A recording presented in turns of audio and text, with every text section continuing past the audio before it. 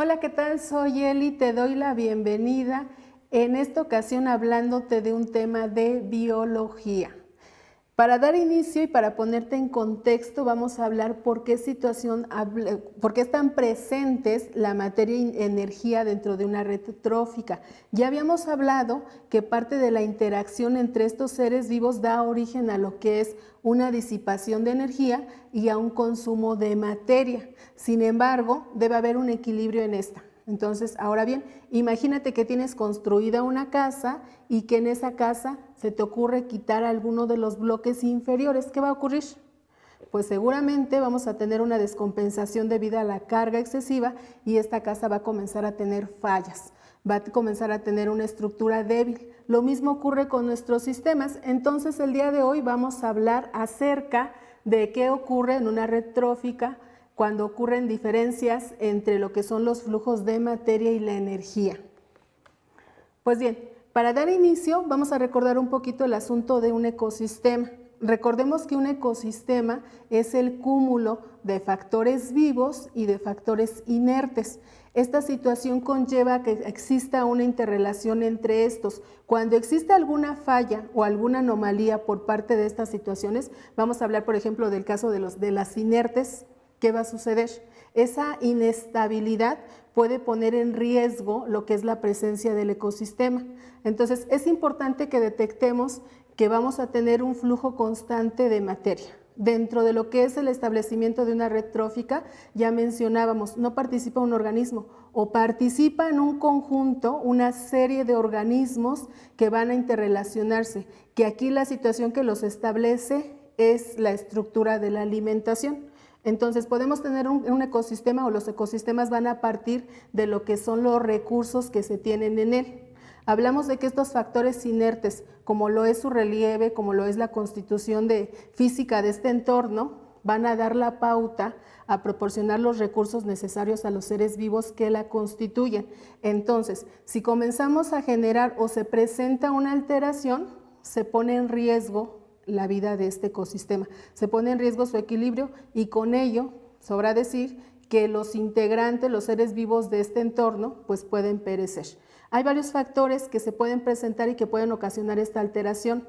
Entonces hablamos de que en la red trófica vamos a hacer lo que sería una situación de acumulación de materia. Esa materia se va a comenzar a consumir. Cada nivel, desde lo que son los productores, va a ceder materia o va a ser parte de la materia para dar inicio a lo que es la red trófica. Recordemos que dentro de esa red trófica los productores son el primer nivel. Aunado a ello, después de lo que son el nivel productor, vamos a tener al nivel consumidor. Dentro de estos consumidores vamos a tener ciertos subniveles. Estos consumidores pueden ser primarios, secundarios, terciarios, y así podemos ir agregando individuos, podemos ir agregando organismos que van a hacer uso de la materia del nivel anterior. Sin embargo, cada eslabón que nosotros colocamos, cada consumidor que se anexa a esa red trófica, realiza o interviene de forma en la cual la materia sea menos aprovechada. Ya decíamos, si esa materia comienza a tener menos cantidad, en promedio estamos hablando que hay una pérdida de un 10% entre cada nivel que va a ocurrir. Pues lo que va a ocurrir es que cada vez se desaprovecha o ya es menos la energía y en este caso menos la materia que se pueda asimilar para el siguiente nivel. Dentro de esa materia también estamos hablando que hay un consumo de energía. Mencionábamos que habitualmente esta se va a disipar como calor. Ahora bien, cuando hacemos estos análisis decimos que son de tipo lineal. ¿Por qué razón? Porque hacemos un flujo directo hacia el siguiente eslabón de lo que sería nuestra red trófica. Haciendo el análisis, debemos de tener en consideración que cuando hablamos de la red trófica nos estamos refiriendo a que cada uno de los organismos no tiene una relación solamente con un suborganismo. ¿Qué va a ocurrir? Un organismo puede ser partícipe de varios entornos de procesos nutrimentales. Por esa razón estamos diciendo que hay una interrelación y una interconexión entre todos estos factores. Mencionamos la importancia de los factores bióticos. Ahora bien, no pierdas de vista, en el ecosistema ambos factores, los inertes o abióticos y los bióticos, son fundamentales para que exista el buen funcionamiento. Es decir, nosotros los seres vivos dependemos de esos factores inertes. Esos factores inertes nos proporcionan los recursos necesarios para poder subsistir. Si hay alguna alteración, también está poniéndose en riesgo lo que es el equilibrio de este ecosistema. Entonces, cuando hablamos de factores bióticos, nos referimos a aquellos organismos que poseen vida, desde los productores, desde las células, aunque la célula hay que decir que es la unidad que permite la vida, es la unidad estructural. Todos los seres vivos, si son unicelulares, pues estamos diciendo que poseen vida a partir de una célula, o monocelulares como algunos argumentan. Sin embargo, nosotros los seres o organismos pluricelulares también tenemos esa dependencia de los factores inertes de nuestro entorno, de nuestro medio físico, ya que mediante ellos llevamos a cabo lo que es la producción de alimentos, en el caso de que somos heterótrofos, y en el caso de los autótrofos también tienen una dependencia. Requieren de los factores inertes para poder llevar a cabo el proceso de alimentación mediante lo que es la fotosíntesis. Ahora, este entorno inerte, este entorno de factores abióticos, le va a permitir suministro constante a los organismos vivos. Dependemos de estos factores para poder llevar a cabo nuestras funciones vitales. En este caso, en el establecimiento de las redes tróficas, nos van a dotar de los recursos necesarios para poder tener subsistencia. Para poder adaptarnos también debemos tener o desarrollar otros mecanismos. Los mecanismos de adaptación nos dan posibilidad de subsistencia, nos van a dar la capacidad de poder no perecer, de poder permanecer en lo que es un entorno ecológico. Por ello, decíamos, si hay una inestabilidad, si alguno de estos factores tiene una pérdida o alguno de estos factores se comienza a desgastar, se comienza a terminar, pone en riesgo todo el ecosistema. Entonces, dentro de esos factores abióticos vamos a tener sustancias inorgánicas como lo es el agua, tenemos el relieve, tenemos el suelo, tenemos lo que son los gases de la atmósfera. Todos estos son aprovechados por los organismos que habitan el ecosistema. Entonces hay factores que mencionábamos que se pueden ver pues en cierta forma condicionados. Puede ser, por ejemplo, por factores antropogénicos, en donde el ser humano se encarga de desestabilizar esta situación. Este equilibrio lo pierde a través de lo que son sus actividades. Y estas actividades comienzan a establecer un desorden, un desequilibrio en los ecosistemas. Ahora, respecto a los flujos de energía, los flujos de energía siempre van a partir desde lo que es el orden primario de las redes tróficas, es decir, a partir de los productores. Estos dan origen al flujo de energía que es ascendente, haciendo la consideración de que después de ellos vienen los niveles de consumidores. Entonces decíamos, del productor la energía va a transitar hacia el consumidor. Dentro de estos productores, pues nosotros sabemos que son las plantas, los seres autótrofos, y estos a su vez permiten ser el alimento de los demás seres. Entonces aquí estamos diciendo que siempre el tránsito de energía va a ser hacia el siguiente nivel. Tenemos productores, consumidores primarios, en este caso consumidor primario, consumidores secundarios, y así sucesivamente vamos aumentando un nivel en cada red trófica.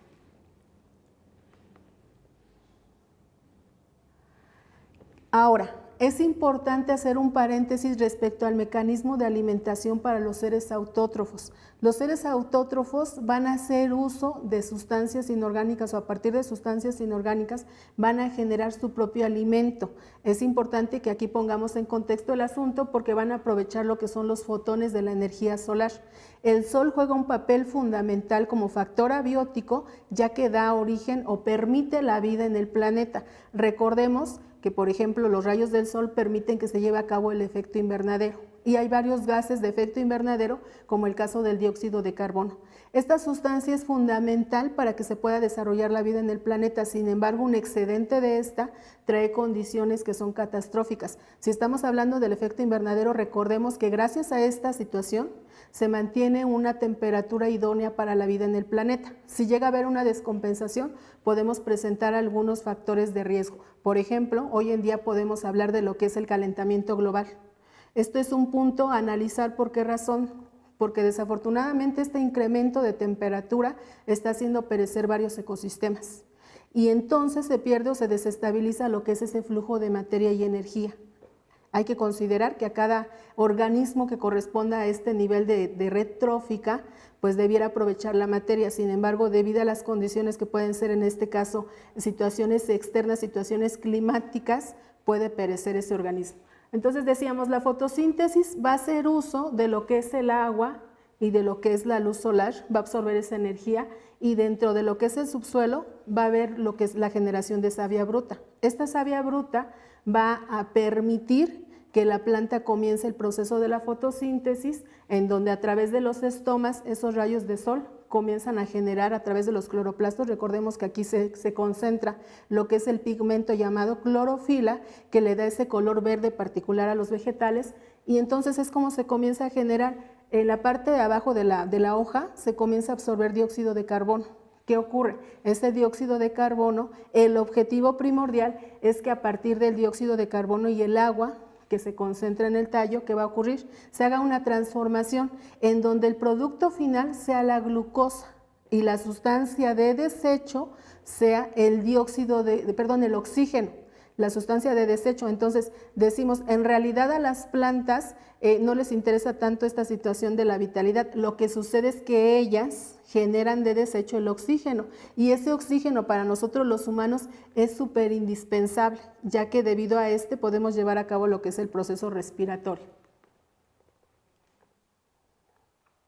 Ahora, este tránsito de energía, ya comenzábamos a analizar en la diapositiva anterior, comienza a partir del sol. Esa energía que nos puede dar se convierte en energía química una vez que es asimilada por los organismos. Les permite llevar a cabo sus funciones metabólicas. Sus funciones metabólicas hay que recordar que están catalogadas como anabólicas y catabólicas.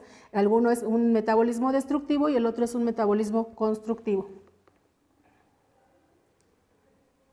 Respecto a esta circunstancia de la circulación de la materia, vamos a analizar lo siguiente. Habitualmente los ecosistemas no existe una pérdida como tal ni de materia ni de energía. Habría que aquí que aclarar que esta situación nos lleva a lo que es la ley de la conservación de la materia y la energía. En esta circunstancia no perdamos de vista este asunto. El ecosistema está en constante tránsito. Esa materia que se genera, ya sea a través de lo que es la situación de la descomposición, aquí juegan un papel fundamental los descomponedores, los organismos descomponedores, porque reintegran la materia orgánica al suelo, y de esta forma se comienza un tránsito cíclico en el cual todo el tiempo hay un flujo nosotros le nombramos un flujo de lo que sería transferencia de energía, o bien lo que sería un ciclo en el que la materia tiene varias transformaciones, pero no deja de existir. Sin embargo, pues se cambia o se convierte a otra situación. Aquí entonces por eso mencionamos que los ecosistemas tienden a reciclar lo que es esa materia. Todas las redes tróficas, pese a que hay un consumo de materia, de masa, pero también hay una disipación de energía, se puede decir que esa se reintegra al suelo, pero ya no es aprovechable. Entonces, atención a ello. Ahora, este medio abiótico va a permitir que los organismos puedan subsistir, y a su vez los organismos dan lo que es una generación a un medio abiótico que es apto, por ejemplo, para los productores. Entonces imagínate, si nosotros tenemos un subsuelo que no está bien mineralizado, que no tiene las sustancias o los nutrientes necesarios para dar origen a productores, estaríamos hablando que se está generando una desestabilización que puede poner en peligro el equilibrio del ecosistema. Mencionábamos a los descomponedores. Estos organismos son parte de los que nos van a dar el fundamento para llevar a cabo lo que es ese ciclo y ese tránsito de materia y energía. Ellos son los que se van a encargar de reintegrar la materia orgánica a lo que sería el suelo y nuevamente dar inicio a lo que sería nuevamente la generación de una red trófica, ese intercambio de lo que es materia, ese ceder en materia a través de la alimentación y esa disipación de energía a través del calor. Entonces, ¿qué va a ocurrir? Estos se van a encargar de degradar toda la materia orgánica, ya lo mencionábamos, y también nos van a permitir la transformación de esos compuestos inorgánicos que se depositan en el suelo en compuestos orgánicos cuando dan origen a los productores. Entonces, es importante que no pongas o que no pierdas de vista este asunto. Estos desequilibrios pueden poner en riesgo un ecosistema y lo pueden llevar a perecer. atención a ello porque es parte de nuestra responsabilidad tratar de enmendar este asunto en donde el ser humano está siendo el partícipe más activo para la destrucción de los ecosistemas. Esta situación nos conlleva a analizar que también aunado a la actividad humana está también la actividad de lo que es la naturaleza. Los desastres naturales también juegan un papel importante, sin embargo, pues en lo que a los humanos nos respecta, podemos hacer lo propio para tratar de remediar este asunto. Esto ha sido todo por mi parte, nos vemos hasta la próxima.